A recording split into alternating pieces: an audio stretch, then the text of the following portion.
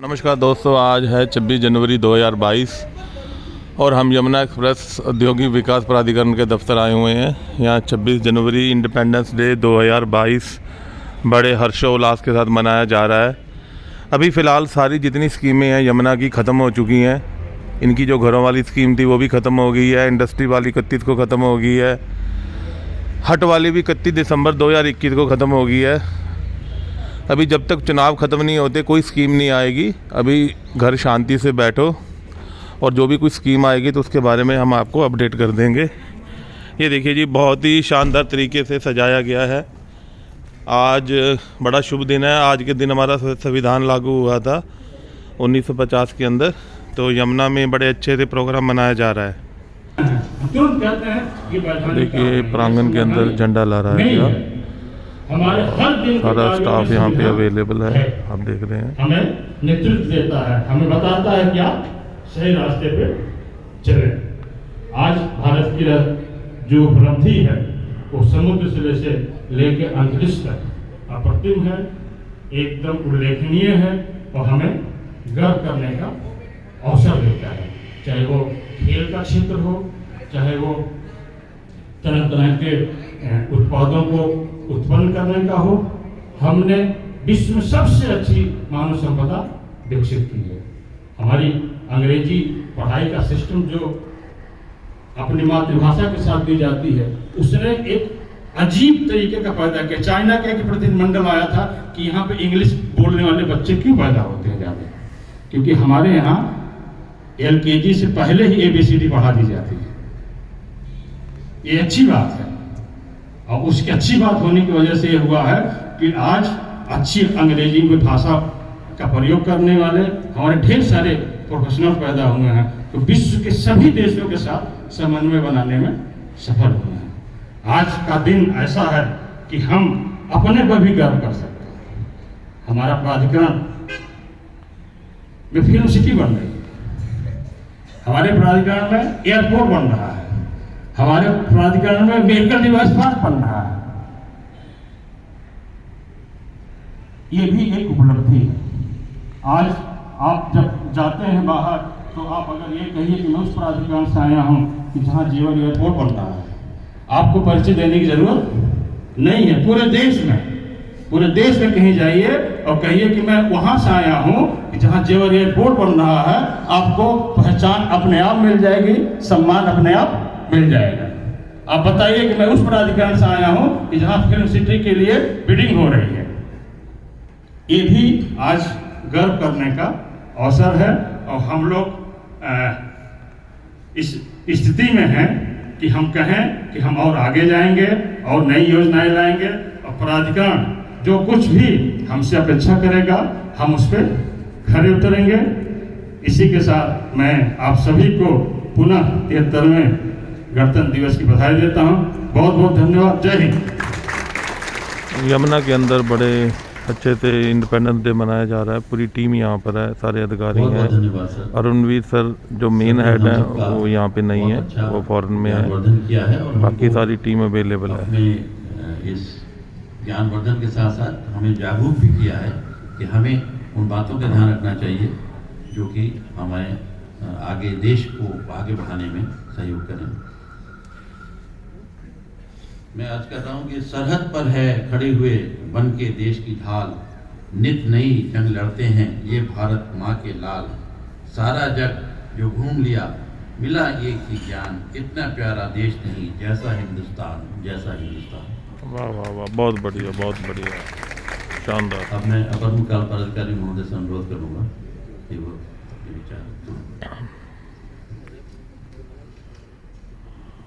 सिर्फ ये प्राधिकरण है जो इस वक्त सबसे ज़्यादा अमीर हो रही है और सारे ज़्यादा प्रोजेक्ट इसी के अंदर आ रहे हैं। फिल्म सिटी, एयरपोर्ट और जो चाहोगे वो डिवाइस पार्क। आदरणीय CEO महोदया, OSD भाटिया जी, शैलेंद्र जी, मेहरान जी, GM प्रोजेक्ट, DGM फाइनेंस, यहाँ पे भूलेख विभाग से उपस्थित सभी तहसीलदार एवं प्राधिकरण से आए हुए सभी मित्रगण, आप सभी को भारत के 73वें गणतंत्र दिवस के उपलक्ष्य पर ढेरों शुभकामनाएं। गणतंत्र दिवस का मतलब, जैसा कि पहले आपको बताया, शाब्दिक अर्थ है कि यह जनता का तंत्र है। यह सरकार की ऐसी प्रणाली है जिसमें जनता खुद चुनती है कि कैसी हमारी सरकार होगी। लेकिन इसका जो भाव है वह सिर्फ एक सरकार की प्रणाली तक सीमित नहीं है। यह पूरा एक ऐसा सिस्टम है जिसके माध्यम से भारत की जनता ने अपनी आकांक्षाओं का, अपनी ज़रूरतों का और अन्य नैतिक मूल्यों का, प्रिंसिपल्स का संदेश दिया था, न सिर्फ बाकी देशों को बल्कि अपनी आने वाली पीढ़ियों को भी। और इन्हीं सब चीज़ों को, इन नैतिक मूल्यों का, इन आकांक्षाओं का और अन्य बिंदुओं को सम्मिलित करते हुए ही संविधान बनाया गया था 26 जनवरी की तारीख को। इसीलिए हम इस दिन को, क्योंकि इस दिन पर गणतंत्र भारत का संविधान लागू हुआ था, इसलिए इस दिन को हम गणतंत्र दिवस की तरह मनाते हैं। जैसा कि पहले भी बताया, भारत का संविधान है, उसकी अनेकों खूबियाँ हैं। यह विश्व का सबसे बड़ा संविधान है, हम सब जानते हैं। और इसमें विश्व के विभिन्न देशों से अलग अलग बिंदु उठाए गए हैं। एक बार हंसते हुए किसी ने मुझसे मजाक करते हुए कहा था कि ये तो एक कॉपी पेस्ट जैसा सा है, लेकिन यह भी एक सराहने वाली चीज़ है कि उस समय भी लोगों ने इस चीज़ को समझा कि हमें कूपमंडूक बन के नहीं रहना चाहिए। ये देख रहे हैं कि बड़े हर्षोल्लास से यमुना थोटी के अंदर ये फंक्शन को मनाया जा रहा है। यमुना थोटी में 2 रास्ते हैं, एक नंबर से आप लिफ्ट से आ सकते हैं और 2 नंबर से सीढ़ियों से आ सकते हैं। यहाँ पे अगर कुछ ऐसा सीख सकते हैं हम किसी से, तो हमें उसको सम्मिलित करने की कोशिश करनी चाहिए। इसीलिए हम देखें तो जो हमारे मौलिक अधिकार हैं वो हमने किसी अन्य देश से सीखे, मौलिक कर्तव्य हैं उसके लिए भी हमने किसी और देश के संविधान को रेफर किया। हर एक चीज़ बड़ी सिस्टमेटिक और बड़े अच्छे तरीके से की जा रही है, बहुत ही शानदार तरीके से। हमने हमारी जो कॉन्स्टिट्यूएंट पुलिस चाक चौकस एक्टिव डिस्कशन किया, लोगों से वार्ता की और एक व्यापक डॉक्यूमेंट बनाने की कोशिश की। जो हमारा संविधान है इसमें कई पार्ट हैं, जैसे कि केंद्र, राज्य और लोकल सेल्फ गवर्नेंस के स्तर पे किस तरीके से सरकारें होंगी, उनमें हम लोगों का ज्ञानवर्धन के साथ साथ ये भी कहा है कि हम लोगों को कोरोना के कारण जो प्रोटोकॉल्स हैं उसका पालन करें।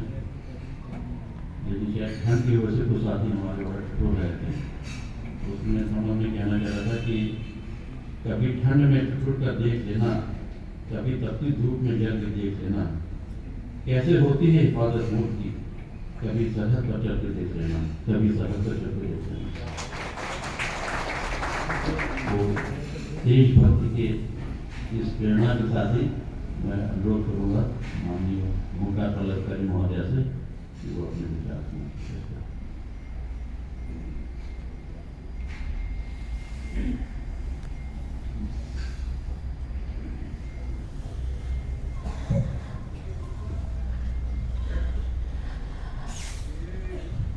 गणतंत्र दिवस के उपलक्ष्य पर आयोजित इस समारोह में सर्वप्रथम मैं जो अपने सीईओ साहब हैं जो अभी वर्तमान में यूएस हैं, तो उनकी तरफ से आपको रिपब्लिक डे की बहुत बहुत शुभकामनाएं भेजी हैं। तो सभी हमारे जितने भी अधिकारी हैं, कर्मचारी हैं, उनको सीईओ साहब की तरफ से बहुत बहुत शुभकामनाएं। आज के इस कार्यक्रम में उपस्थित एसीओ साहब, हमारे ओएसडी साहिबान, जीएम साहब, डीजीएम साहब, हमारा रेवेन्यू का स्टाफ और जो अन्य अधिकारीगण, कर्मचारीगण हैं, पुलिस कर्मचारीगण हैं, बच्चे जो यहाँ पर आए हुए हैं, सबको गणतंत्र दिवस की बहुत बहुत शुभकामनाएं। मेरे जितने भी पूर्व वक्ता थे, जितने भी अधिकारीगण थे, उन्होंने आपको बहुत अच्छे से बताया कि गणतंत्र दिवस का महत्व क्या है और किस तरीके से सभी देशों की अच्छी चीज़ों को लेकर इसको बनाया गया। तो इसमें एक देखने की चीज़ है कि जब इसकी रूपरेखा बनाई गई तो ये नहीं सोचा गया कि जो हमें पता है वो ही सबसे अच्छा है। उसमें ये देखा गया कि जितने भी देश की सभी अच्छी चीज़ें हैं वो इसमें समाहित होनी चाहिए। और वो जो भारत की परिस्थितियां हैं, जो विभिन्न जातियों के लोग रहते हैं, विभिन्न वर्गों में, विभिन्न धर्मों में बटा हुआ है, उस हिसाब से सबसे अच्छी व्यवस्था जो है हमारे संविधान निर्माताओं ने दी है। मैं सबसे पहले अपने संविधान निर्माताओं को नमन करती हूँ, अपने उन शहीदों को नमन करते हैं जिसकी वजह से हम यहाँ पर बैठे हैं, क्योंकि कहते हैं कि जो चीज़ फ्री में मिल जाती है उसकी वैल्यू उसी समय ख़त्म हो जाती है। तो हम लोगों को तो फ्री में मिली है स्वतंत्रता, तो इसका महत्व हमें उतना नहीं पता जितना भी जो हमारे स्वतंत्रता सेनानी थे उन्होंने जितना मेहनत किया, जितना बलिदान दिया, जितना अपने व्यक्तिगत जीवन का त्याग किया, हम लोगों को ये चीज़ विरासत में मिली है और हमें उसको बहुत सहेज के रखना चाहिए और उसमें योगदान देना चाहिए कि किस तरीके से उस पर किसी भी तरह की आँच ना आए। मैं इस अवसर पर यही कहना चाहूँगी कि वर्तमान जो हमारा भारत है वो बहुत सशक्त हो गया है। सशक्त कई तरीके से हो गया, तकनीक के माध्यम से हो गया, मानव संसाधन के माध्यम से हो गया, औद्योगिकरण की वजह से हो गया है, लेकिन कुछ वर्ग ऐसा है जिसमें अभी भी बहुत मेहनत करने की ज़रूरत है। जो हम में से यहाँ लोग हैं वो पूरे भारत को रिप्रेजेंट नहीं करते, वो प्रतिनिधित्व नहीं करते। बहुत सारे लोग ऐसे हैं जिनके लिए आज गणतंत्र दिवस एक नॉर्मल दिन की तरह है, उसे मजदूरी करनी है, किसान को खेती करनी है और इस तरह की चीज़ें हैं, और महिलाओं की स्थिति भी ऐसे ही देखने को मिलती है। तो उसमें से उन लोगों को भी आगे बढ़ाना है, उन लोगों को भी किसी प्रकार से जो है आगे वो उन्नति करें, इस तरीके से योगदान देना है। वर्तमान में मैं यही कहना चाहूँगी कि 1990 के बाद वैश्वीकरण बहुत तेजी से बढ़ा। हमने अपने मुल्क के दरवाजे, अपने देश के दरवाजे सबके लिए खोल दिए। इसमें विदेशी निवेश बहुत हुआ और प्राइवेट निवेश भी बहुत हुआ है, जिसकी वजह से बहुत उन्नति भी हुई है। लेकिन एक चीज़ और है कि संवेदनशीलता भी बहुत बढ़ गई है। पहले जो चीज़ थी एक आत्मनिर्भरता की चीज़ थी, अब जरा सा भी विदेश में कुछ होता है, फॉरेन में आप देखते हैं, स्टॉक मार्केट देखते हैं, जरा ही यूएस में कुछ होता है तो बहुत ज़्यादा प्रभाव पड़ता है। बीमारियों का भी वैश्वीकरण हो गया। अगर कोई यूरोप में बीमारी हो गई है तो आपके यहाँ पे घूम फिर के आई जाती है। कहने का अर्थ है संवेदनशीलता बहुत बढ़ गई है। अभी पीछे देखा कि पेट्रोल और डीजल की कीमतें बहुत बढ़ गई थी। जरा सा विश्व में कुछ होता है उसका सीधा प्रभाव और बड़ा तेजी से प्रभाव जो है वो हम लोगों पर पड़ता है।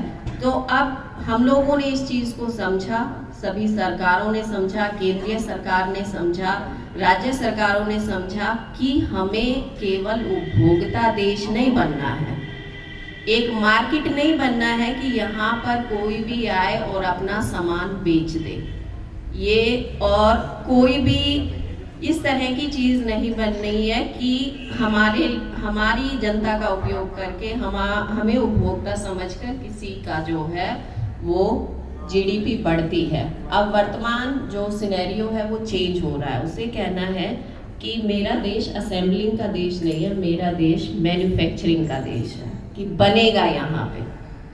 और आपने देखा कि पिछले कुछ समय से सोलर पे बहुत ज़्यादा जोर दिया जा रहा है। कारण ये है कि जो पहले परंपरागत हमारे ऊर्जा के स्रोत से जैसे कोयला है या बाकी प्राकृतिक गैस है, उनसे धीरे धीरे हमें अपनी निर्भरता खत्म करनी पड़ेगी।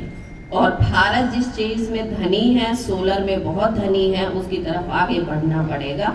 अन्यथा जरा सा भी अभी जैसे यूक्रेन में हो रहा है, यूएस अमेरिका का जिस तरीके से रोल है उसका सीधा सीधा ये होता है कि वहाँ पे जो भारत का स्टैंड रहेगा उसका जो है हमारी तेल की कीमतों से सीधा सीधा कनेक्शन है। कहने का अर्थ है कि संवेदनशीलता बहुत बढ़ गई है, इसीलिए आज हमारे देश को एक उत्पादक